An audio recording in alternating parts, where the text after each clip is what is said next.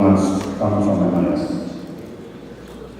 The thread pitch is a very interesting concept that is now coming into the literature. The thread pitch determines the amount of space that you have between the implant and the bone, and the amount of bone within these chambers. If you go to the biology, and you really go back to what we want as clinicians, we want high initial stability while getting the biology to work for us as quickly as possible. Based on the work of Paulo Coelho and others, we know that the size of the chamber between the bone and the implant is critical to allow fast growth of bone into these chambers. We incorporate that knowledge into the implant, making these chambers smaller, allowing faster growth of bone. And I hope that Dr. Paulo will show it in his presentation. Each one of MIS implants, the 7 and now the C1, are coming with a final drill. The final drill is made to make sure that your last drilling sequence will be sharp, clear, and will enable the bone not to be harmed in any way. So please use it. As I said, when you compare the size of the burr to the drill to the size of the implant, we incorporated both concepts of stability with concept of biology. So when you put the implant and you put the drill on top of it, you will see that the top portion of the implant will give you the stability, and the bottom portion will enable these chambers to be filled with blood at the beginning and quickly will be filled with bone. The concept is different when you do an immediate placement of an implant where you want the implant to be stable on the bottom. But I'm not going to talk about clinical procedure here. I'm talking about normal procedures, and this is where the implant design is coming from. Over the years, MIS have proven that its surface is a very, very stable and very reliable surface. We've seen some magnificent presentations coming from Greece and other countries showing high success rates due to our very unique but not complex surface. We're putting a lot of effort on a daily basis in the plan to make sure that the surface is as clean as possible and as clean as possible to have you get the best biology into the surface. So we're incorporating the same surface here on the C1. As I said, it's a self-tapping implant. You should feel that it's very smooth, it goes to the bone, but it will be extremely stable. From the prosthetic point of view, we incorporated the platform switching concept into the implant. Platform switching is a concept that a lot of people like.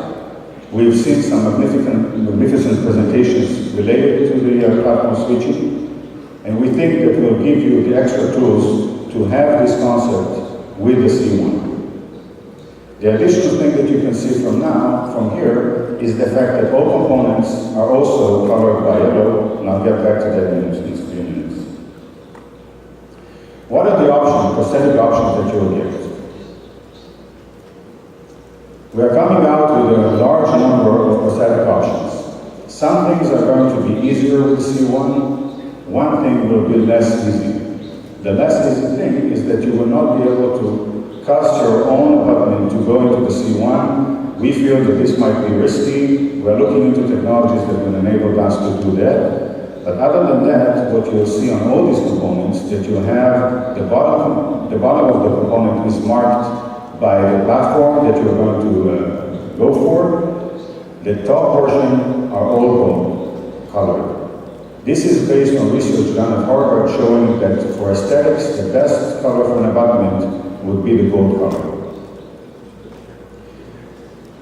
A newcomer to our system is the surgical kit. There are two types of surgeons. Those who have done it so many times that they don't even look at the kit, and the newcomers to the profession who want to have a very clear way of doing their surgery without mistakes.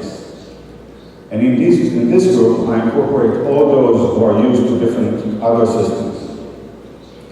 Our graphic department has came up with a brilliant idea of making the whole thing as one large flow chart.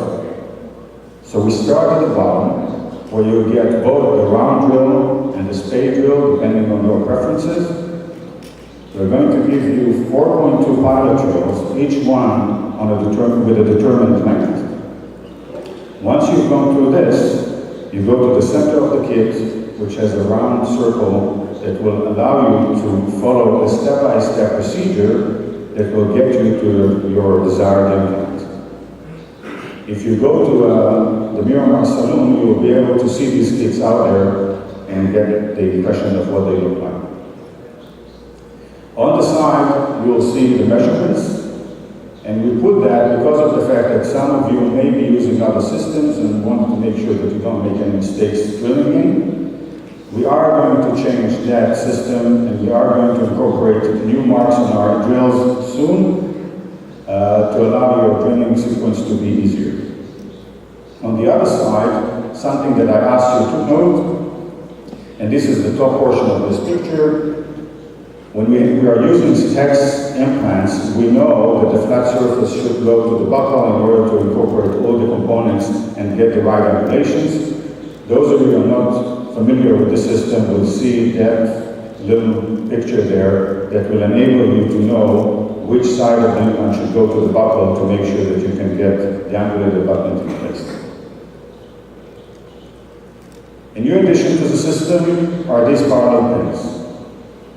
A lot of people are using parallel pins for different reasons, but the most important thing for us is being able to ensure that our drilling sequence was correct.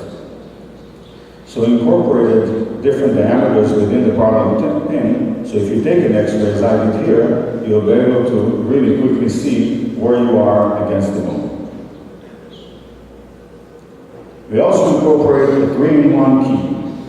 We found that different clinicians have different ways of doing things. Some, as you saw in previous presentations, like to put their implant with their hands. Some would want to use a motor. Some would want to use a ratchet. We're giving you one tool that fits them all. So you get it like this for a motor. If you want to do it by hand, just at the head. If you want to use a ratchet tool. And you'll be able to place your implant in any way, at any time, without the need to change tools all the time. Some clinical cases, preliminary cases that we've done in the last couple of months. What are we going to have in the kit in order to do these types of things? And that's another innovation by MIS. Up to now, we were the only company on the market giving you a final drill.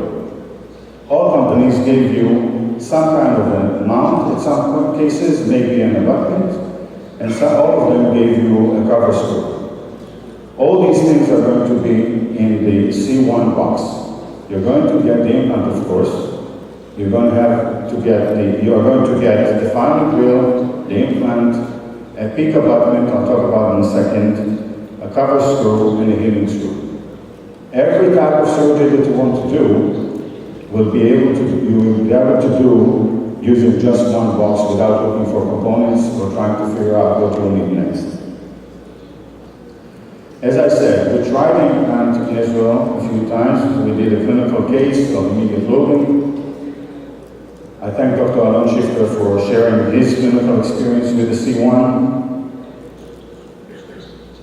And in his words, this is a bonanza. A few other newcomers. We are going to launch the Perizone Area Patch. I will not be the one talking about it. One of the next speakers, Dr. Berwick, will do the job for me, so I'm thanking for that.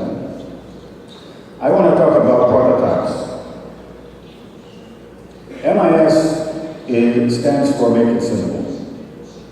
For many years, I've been asking questions, and now I have the chance to make my dreams come true in a way.